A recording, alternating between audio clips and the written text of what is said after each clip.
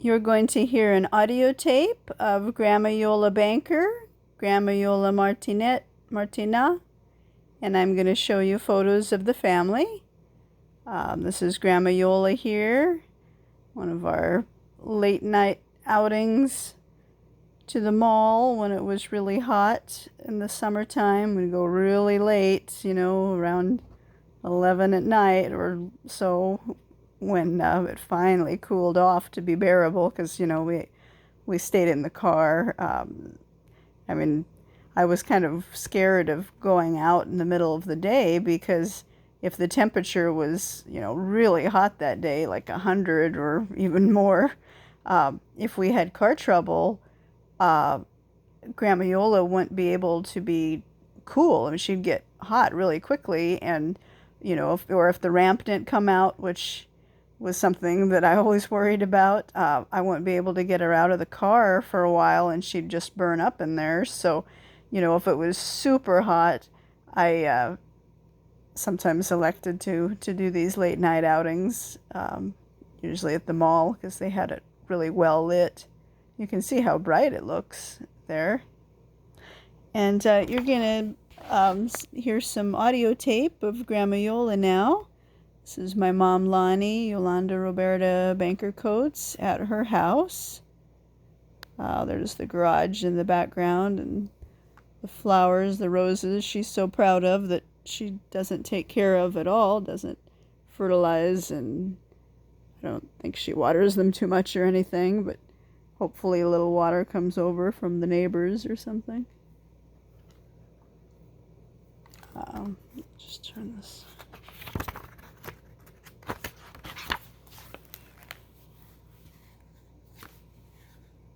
So I brought out that duck food. It's duck and geese food that I put next to the goose, but I don't think it wanted it, because it wanted to eat the little puddles of Coca-Cola that people spilled, or the good food from the restaurants that people spilled in the parking lot. Tell me what fog is? Yeah, but Nabia. Nabia is fog. Okay, don't move anything, is it? Nabia. Gotcha. And this audio tape was recorded many years before the photos that you see in the album here. Oh, look, Grandma Iole's smiling there. Always had a nice smile for me. Yeah, the audio tape was recorded way back in 2002. And these photos were from 2019 probably. That would be my best guess. Pretty sure.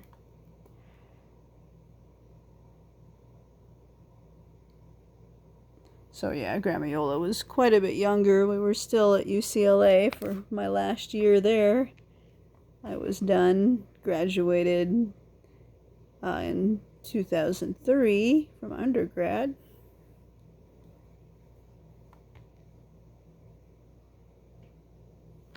Yeah, she got a kick out of seeing the goose, and she loved the pelican, like the one I'll show you next at Almancer Park in Alhambra, her old stomping grounds. She went to Alhambra High for a while. Tell me.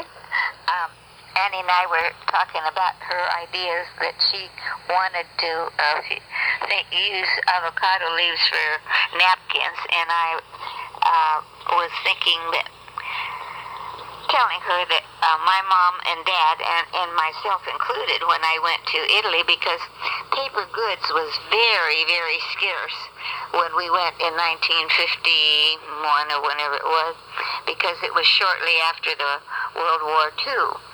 So anything made out of paper was very precious. We had no paper bags when we went to the store. We had no paper, nothing. And so you can imagine, toilet paper was, people on the farm, that was almost unheard of. I mean, if there was some, I never saw it. And so all my mom and dad's life, they didn't have any toilet paper. So there was a plenty of grape leaves so they used grape leaves as toilet paper. Now, I don't know what they did when all the leaves fell off of the grapes in the wintertime, because that's what happens. So, but perhaps there were other leaves that didn't lose their leaves during the winter that they could use, but they did not use paper. They used whatever was available, and for most of the time it was grape leaves. Didn't the grape leaves itch? Well, I don't think they matter too much about that, because anything's better than nothing. Besides, you just took the toilet paper and threw it down the toilet. Well, it wasn't a toilet, it was a hole in the ground. And my grandma, and my mom comes sometimes, my mom said, she'd feel bad that it was my grandma's job to dig out, I guess all the waste fell in this container. I don't know, I never saw the container, probably a bucket or something large. Had to go and dig it out and clean it, and then they used that, probably drained out the pee, and used the poo as fertilizer, and put that all in a pile. Maybe the pile was mixed with the cow manure, and that made fertilizer for that was a natural fertilizer for all the fruits and trees and grapes and everything else. See, they made really good use of their resources. Oh, they had to. Yeah. There was no, you just couldn't go down to the hardware store. There was no hardware store to begin with. They didn't have commercial fertilizer. Come on. My dad made a... So she's talking about Dante Martinat, her dad? Yeah, this photo, I like it, of Grandma Iole. It's a great picture of her. She'd wear a scarf pretty often. I can see why. It's nice to stay warm around your neck like that. And you can see the note there. Sometimes I'd put a note on her like that, kind of by her, slip it in the very top of the pants or just by the seatbelt like that. And it reminded me that we needed to mail the letter that we had. We'd have a great place to drive through and mail the letter on the way home from Benelli Regional Park, the lake, which this photo was taken at. This is not where we parked. This is just, I think she liked that cactus bush. So it's right where Via Verde Street at the lake at Benelli Regional Park meets the long street that it's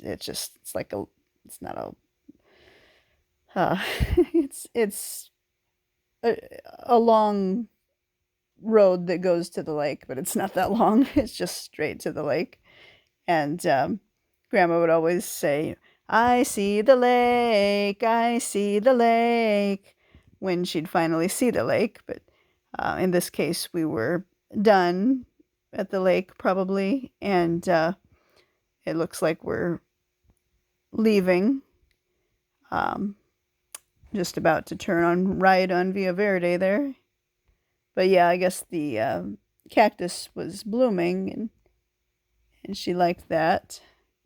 There was a stop sign there, so I just took a quick picture.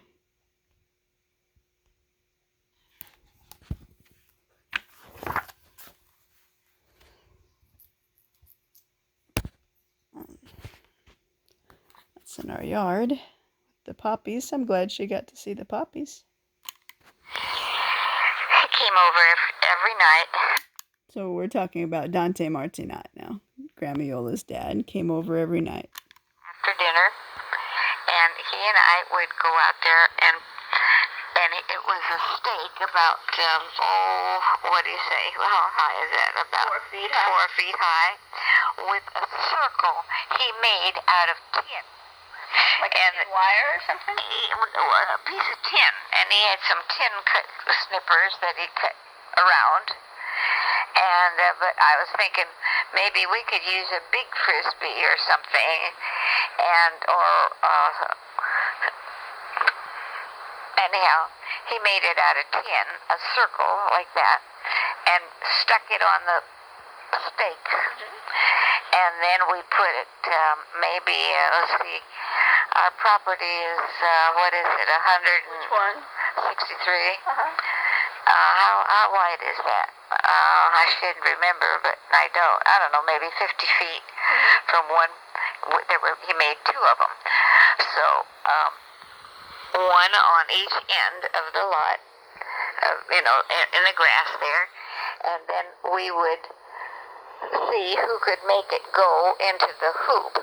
And the hoop had a radius of about maybe 18 inches. You mean a diameter? Yeah, a diameter. It's round. About, how much is that? About A little over a foot. yeah. So this, I don't know. I mean, sometimes I think it's possible that Dante Martinat was the one who invented disc golf. It wasn't called disc golf. I didn't even hear about disc golf until recently. But the timing was about right. And I don't think Dante would have seen other people playing disc golf. And he was very creative, and so when they had a frisbee and were just playing catch with it, I think Dante thought, well, basketball, we got a basketball hoop, and you try to get it in the hoop, you have to aim. So maybe I could make some kind of hoop or something like that to aim a frisbee at and try to get it through. And then Dante Martinat's grandson, Jack, he went to USC, and maybe had some friends over, and somehow maybe somebody saw, maybe they played a game of, this game that Dante Martinat might have created, and brought it to USC from after seeing it here. I don't mean to brag or anything, but of course it wasn't me, but it just seems like kind of likely to me that Dante being so creative, always making things, maybe he had that idea and sort of made the first disc golf thing, and just didn't call it that, and somebody else might have seen it, see us or see my family play it on with the hoop or whatever that Dante made, and it might have, especially since Dante's grandson, Jack, was going to USC, and was in the fraternities and everything, and I know he was, had friends and brought them over, and I mean, my mom Lonnie probably brought people over too, so I don't know, just I believe that Dante Martinat was the creator of disc golf. I just don't see where Dante would have seen it, because he worked as a cement contractor, but I don't think he really saw people playing games too often. He didn't work at a university or anything, just on sidewalks and buildings, I imagine, doing the cement foundations,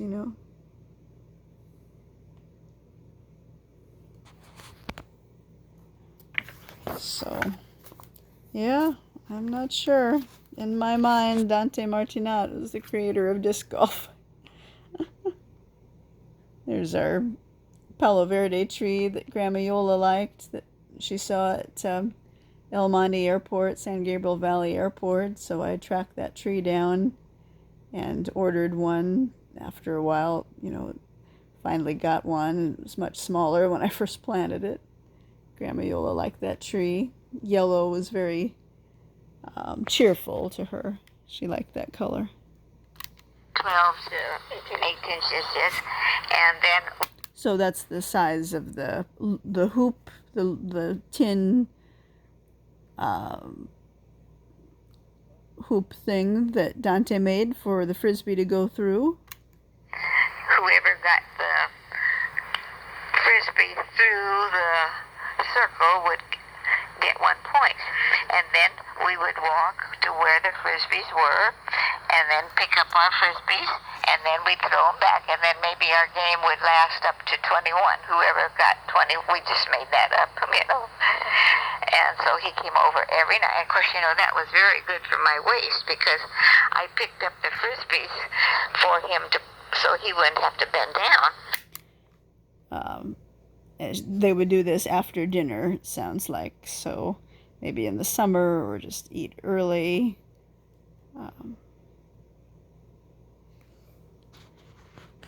Yeah, I guess,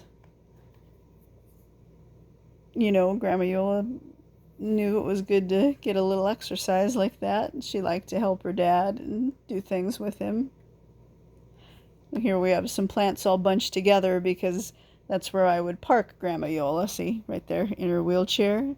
So I wanted some plants really close to her, right up close next to her, so that she could see them well. She had good vision, but, it's nice to be close to the plants.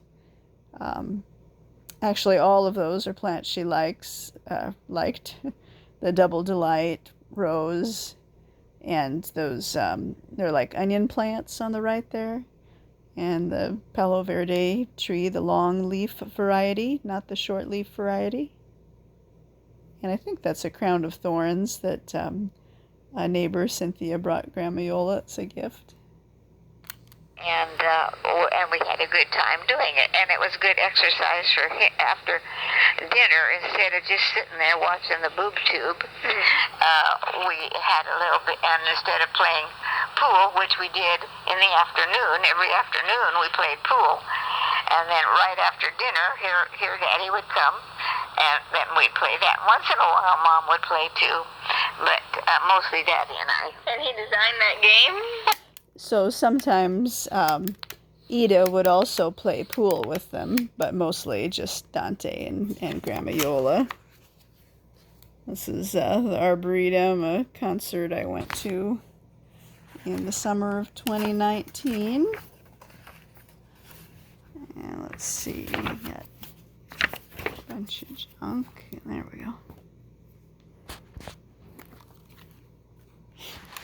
That once in a while, Mom would play too. Pool, billiards. Mostly Daddy and I. And he designed that game? Well, yeah. Yeah. Neat. So we had a good time doing that. Got to do that when we get to 63. Okay. We have to do that when we get to 63. Oh, yeah. Then did I ever tell you, once I forget whose house we were. Do you know what a syringe is? You shot with it or something? Well, this syringe was really a long time ago. It was like if you had to have an enema. You know what an enema is? An enema. Up your butt. Yeah, water up your butt to make you go poo. Now we've got medicines for that. But a long time ago, you just put water up your butt, maybe with a little salt or something, and it would help you go poo. Well, we had 4 small syringes, and then Bob made a round circle made of wood, and round, and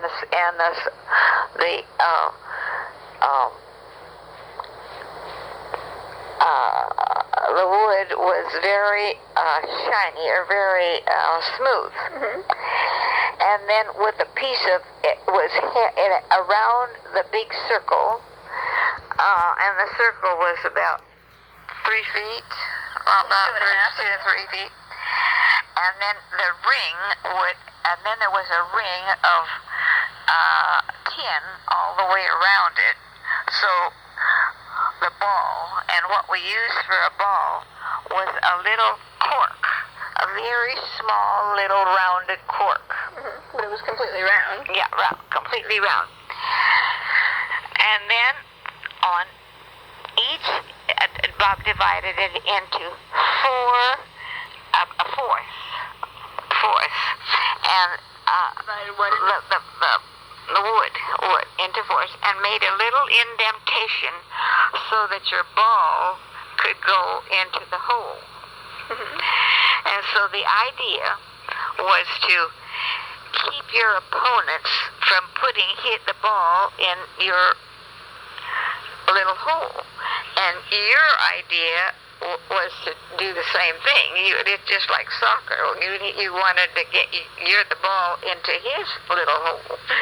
So what we did was we had the syringe, which we just pumped air, and we went To push the ball with yeah, the air. and the other guy, if there were 4 people playing, well, then the other guy would and try and keep it away. So your wood was like laying on a table or something? Yeah, we'd lay on the floor and table, whatever. And the wood was round? Yeah, round. So each fourth was like a fourth of a pie, kind of. Yeah, exactly, with a little hole, so that little round ball of cork would fit inside the. Just one little tiny hole in each fourth. Each fourth, and so with the. That's like blowing air through the syringe sound.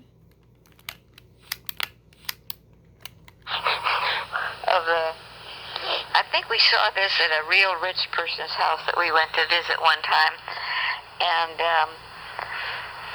The air in the syringe. yeah, and Bob says, "Well, I think I can make one like that," and he did. So I tell you, we'd laugh and laugh. We'd almost get it in the hole, and then somebody would come with their syringe. We had just simple things, Really? So we had fun. Where'd you get the syringe? The what? Where'd you get the Oh, syringe? you can buy them at the drugstore. Yeah, you can buy them right now today. Maybe syringe you can get for little children, for little baby butts. And the cork? The cork, you can just get a cork like out of a bottle a wine bottle, and then Bob made it round with a knife, just around it. And then Maybe sand it a little bit to make it smooth. So smart. Yeah, so here Grandma Iola's drinking some water. I should have had her drink more water. I really think that would have helped her kidneys. Or maybe she knew that, just her body sensed that it didn't want too much liquid because, too much liquid in there would swell her kidneys. Or one of them, the one that had the angiomyolymphoma on it. And here you can see this gray thing where her cup is on top of. That was just a piece of foam thing that I cut just right so it would fit between her and the car, so she could have kind of a easy built-in table. We wanted to buy a house there by Via Verde, kind of by the golf course there, just because it was close to, it was close to the lake, and we wanted to be close to the lake so she could spend more time at the lake instead of just driving back and forth, because she wouldn't be comfortable in her wheelchair for too long. And I was, spending time looking for houses to buy, see if we could get a mortgage and everything. you know, I was wasting time doing that instead of, you know, like figuring out her health problem a little better. But I think at that time, especially, you know, that I was looking, she really didn't seem to have a health problem. I mean, she seemed so healthy, seemed to be doing so good, but just wish I would have, you know, spent more time on health stuff and less time on, you know, things like this, trying to find a house close to the lake. You know, I was preparing for the day when maybe it would get too hard for her to stay out too long in the wheelchair. I really just thought we had a lot more time together.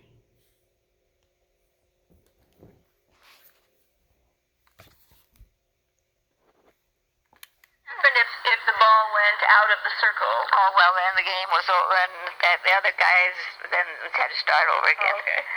And we probably had it so that you couldn't go, you probably couldn't pass your line, your quarter, you know. You couldn't shoot the air out of your quarter? Well, you can't go right up against the ball. That wouldn't be fair. I see. You know. So, that was fun.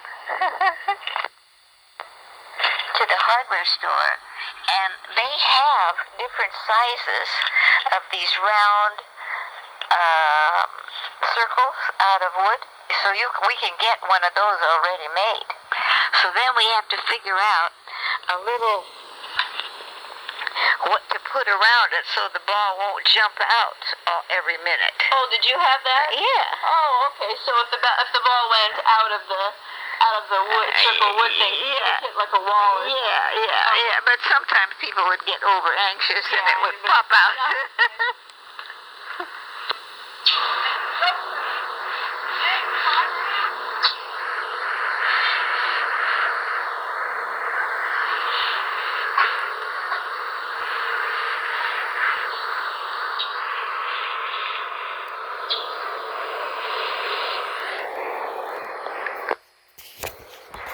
Maui, tell me what that was. I used to call her Maui. This is at the airport, El Monte Airport, San Gabriel Valley Airport. That's the plant she liked, the peacock flower plant, the pride of Barbados. One other name I forgot. It has multiple names. My mom came with us sometimes, not too often, but sometimes. Sometimes Grandma Iole wasn't in the mood to take a picture. Right here you can see her hand is holding the bill of her hat like she wants to hide her head. And that thing I have wrapped around her pants there, that's to keep her knees, to keep her legs on the wheelchair pedals, so they don't fall off the wheelchair pedals, because you know, if her leg fell off the wheelchair pedal, it can twist her ankle, or I'm sorry, her knee. So I think this photo was probably taken a little bit after June of 2019, because that's when we got hit from behind in Sierra Madre, and she had a knee problem. I had to take her to a knee specialist. That was the last doctor that she went to in person, I think. But then I did some research and found out, you know, there's a brace that I could put around her chest, which she wore this day that we took this picture, but we usually would always take that off once we got settled, you know, once we got out of the car. But she didn't want to go into a restaurant with that brace on, so I'd just leave it in the car.